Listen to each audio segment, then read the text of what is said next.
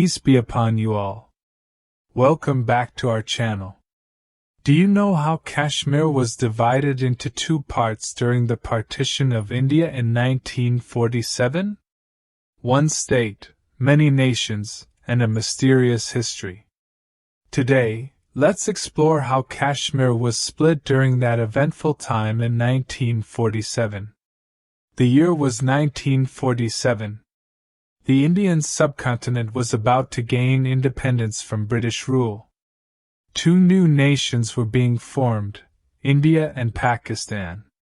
The British decided that the princely states could choose to join either India or Pakistan, or remain independent. Kashmir was a Muslim-majority region, but its ruler was a Hindu, Maharaja Hari Singh. He initially chose to remain independent. However, this decision did not last long.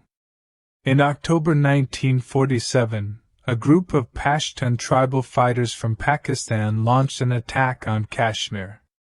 They claimed that since Kashmir was Muslim-majority, it should join Pakistan. Frightened, Maharaja Hari Singh sought help from India. The Indian government said they would only help if Kashmir formally acceded to India. On October 26, 1947, Maharaja signed the instrument of accession, and Kashmir officially became part of India. Indian troops quickly entered Kashmir and pushed back the tribal fighters.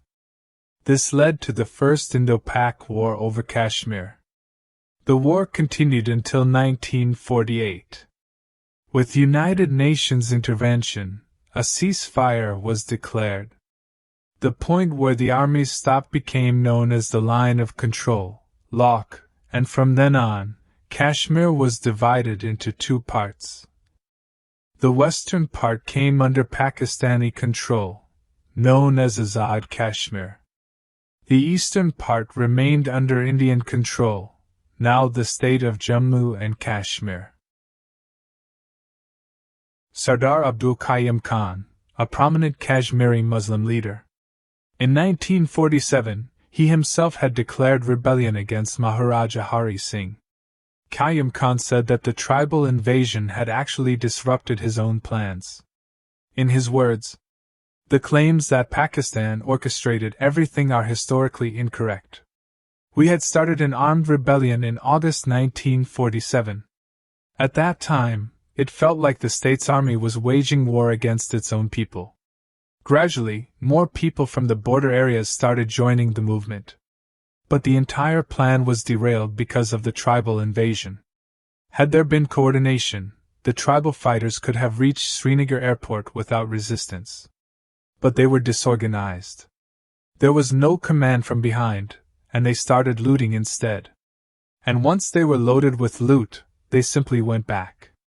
Even Maharaja's son Karan Singh agreed with this.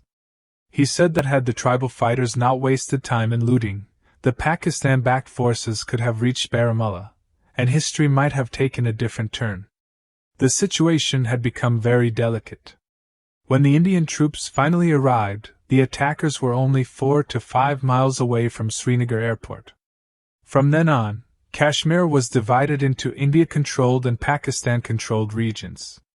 And for more than 7 decades, the dispute over Kashmir has continued between India and Pakistan. Since 1947, several wars have been fought between India and Pakistan over Kashmir. For more than 30 years, India-administered Kashmir has witnessed intense, violent, and bloody separatist insurgency. After 1947, Jammu and Kashmir was granted special status under Article 370 of the Indian Constitution, allowing it to have its own constitution and a separate flag. But a few years ago, after the Hindu nationalist BJP came to power in India, on August 5, 2019, this special constitutional status was revoked. The former state of Jammu and Kashmir was completely dissolved and reorganized into two separate union territories, Ladakh and Jammu and Kashmir. To this day, the division of Kashmir that began in 1947 has never been resolved. Because of this division, Kashmir remains a disputed region. 3 major wars have been fought between India and Pakistan over Kashmir. And peace has still not returned to this paradise-like valley. The people of Kashmir still don't know when they will achieve true freedom. Divided Kashmir remains an unfinished chapter, whose conclusion is yet to be written.